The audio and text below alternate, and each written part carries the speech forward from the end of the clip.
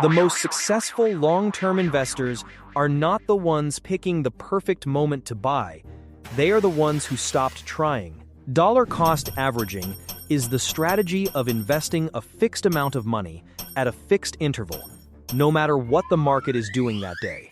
It sounds almost too simple to work, but here is the claim. A strategy built on doing nothing clever has historically outperformed most professional fund managers who get paid millions of dollars to be clever.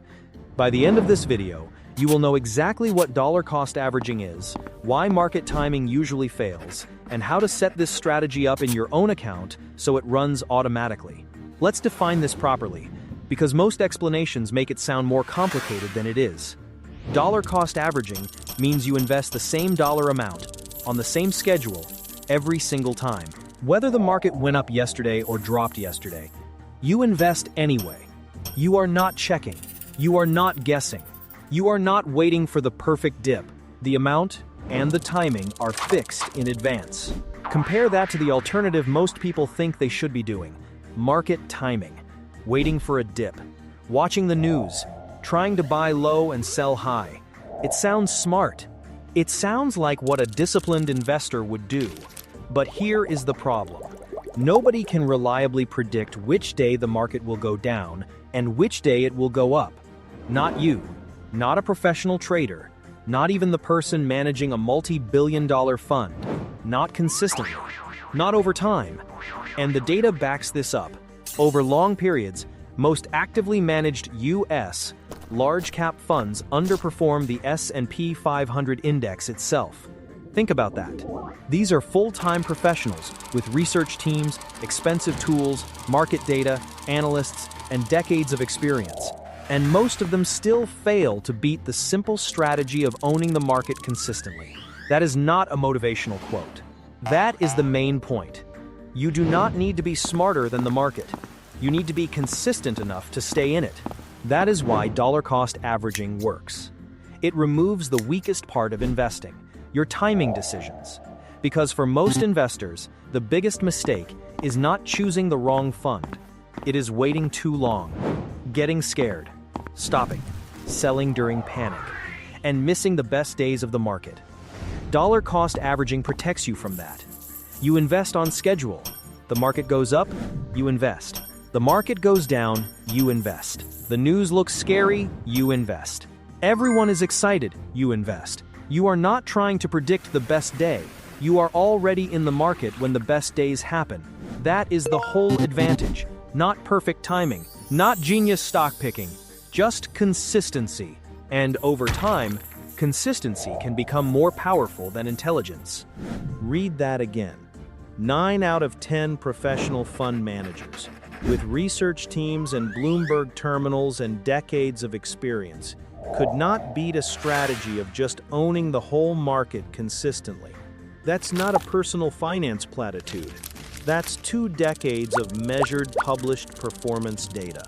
Now, if you already knew the definition of DCA, you might be tempted to click away right here. Don't, because the definition was never the interesting part. What's interesting is exactly how much money this gap actually represents over a real investing lifetime, and the number most people guess is way too small.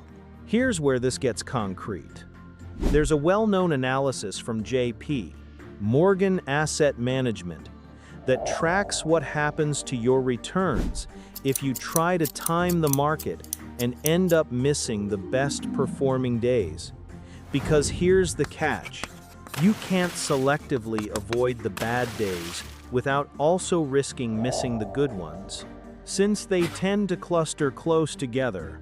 The finding, in past versions of this study, has shown that missing just the 10 best trading days over a roughly 2-0-year period can cut your total returns by more than half compared to staying fully invested the whole time. Not missing 100 days, not missing a bad year, 10 days, out of thousands of trading days across 2 decades. And here's the part that breaks the market timing strategy completely. A huge share of those best days happen within a week or 2 of the worst days.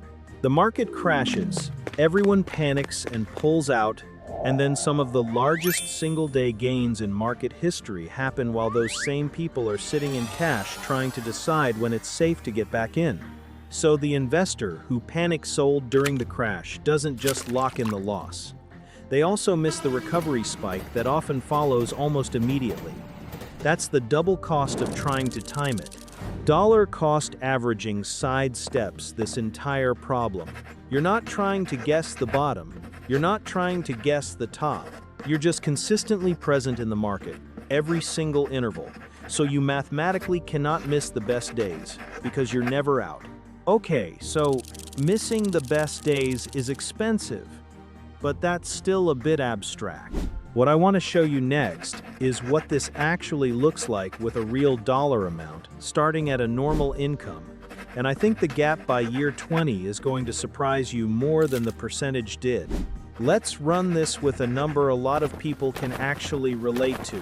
$300 a month. If you invest $300 a month into a broad market index fund, and the market returns its long-run historical average somewhere around 10% annually before inflation, closer to 7%. After adjusting for inflation, here's roughly what that looks like over time. After 10 years, you've contributed $36,000 of your own money. At a 10% average annual return, your account is worth somewhere in the neighborhood of $61,000. That's about $25,000 in growth you didn't have to do anything to earn. After 20 years, you've contributed $72,000. Your account is worth roughly $206,000. The growth alone, $134,000, is now almost double what you actually put in. After 30 years, you've contributed $108,000. Your account is in the range of $565,000. $500,000 from $300 a month and zero market timing decisions. Now compare that to the investor trying to time it who, based on that JP Morgan data, statistically tends to underperform the consistent investor by missing those concentrated best day clusters. Their $108,000 in contributions might land somewhere meaningfully lower, not because they picked worse investments, but purely because of when they were in and out of the market. Same monthly amount, same fund, same 30 years. The only difference is one person trusted the process and one person tried to outsmart it.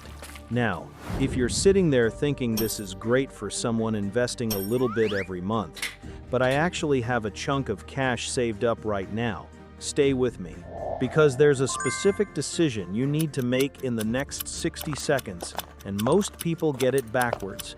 Here's the honest nuance most DCA content skips. If you already have a lump sum sitting in cash, an inheritance, a bonus, savings you've built up, the historical data actually leans toward investing it all immediately, rather than spreading it out. Why? Because the market trends upward more often than it trends downward over any given period, historically. So statistically, the sooner your money is invested, the more time it has to compound. Studies on this, including analyses from Vanguard on lump sum versus phased investing, have found that investing a lump sum immediately outperforms, spreading it out over time in a majority of historical periods. Examined. So why does anyone recommend spreading out a lump sum at all? Two reasons, and they're not about the math, they're about you. First, regret minimization. If you invest a large lump sum right before a downturn, the emotional hit of watching it drop can cause some people to panic sell, which is far more financially damaging than the few percentage points of theoretical underperformance from spreading the investment out. Second, if the lump sum represents money you genuinely can't afford to see drop significantly in the short term, say, a house down payment fund, DCAing it in over 3 to 6 months, can reduce that specific risk at a small cost to expected long-term return. So here's the actual decision rule. If the money is long-term retirement, wealth building, money you won't touch for 10, Plus years, the data favors investing it as a lump sum as soon as you're ready. If investing it all at once would cause you real anxiety that might lead to panic selling, split it into smaller pieces over 3 to 6 months instead. The right answer depends on your behavior, not just the math. All right, now let's actually set this up. I'm going to walk you through it in under 2 minutes. But before I do, there's one setting almost nobody turns on that makes this entire strategy run itself with zero willpower required. I'll show you exactly where to find it. Step 1. Open a brokerage account if you don't have one. Fidelity, Vanguard, and Charles Schwab are 3 of the most commonly used, all with no account minimums and commission-free trading on index funds. Step 2. Pick a broad index fund, something tracking the total U.S. stock market or the S&P 500. You're not picking individual stocks here. The whole point of DCA is removing decision-making, and a broad index fund removes the stock-picking decision along with it. Step 3. Decide your amount and your interval. It doesn't have to be $300. It can be $25. The strategy works identically at any dollar amount. What matters is the consistency, not the size. Step 4, and this is the setting almost nobody uses. Most brokerages let you set up automatic recurring investments, where the money moves from your bank account into your chosen fund on a schedule you never have to think about again. Find it under Automatic Investing or Recurring Transfers in your brokerage's settings. Here's why this single setting matters more than almost anything else in this video. Dollar cost averaging only works if you actually do it consistently. The version of you that has to manually log in and click buy every single month is the same version of you that will skip it during a stressful month or panic and pause it during a market downturn, which is exactly the moment the strategy is supposed to protect you. Automate it once, and the discipline becomes the system's job, not your willpower's job. That's the entire trick. Set it, and then the only action required from you is doing nothing. Roughly 90% of professional fund managers, with every resource available to them, could not beat the simple strategy of staying consistently invested. You don't need to be smarter than them. You need to be more consistent than them. That's the whole edge. If this changed how you think about investing, subscribe every Tuesday. I break down one more piece of how to actually build wealth on a normal income, with the real numbers and the real sources behind every claim. Next week, we're covering the retirement number nobody calculates until it's too late, and the simple formula that tells you exactly what yours is. Drop a comment. Are you already dollar cost averaging? Or is this the video that gets you to finally automate it? I read every reply. See you next Tuesday.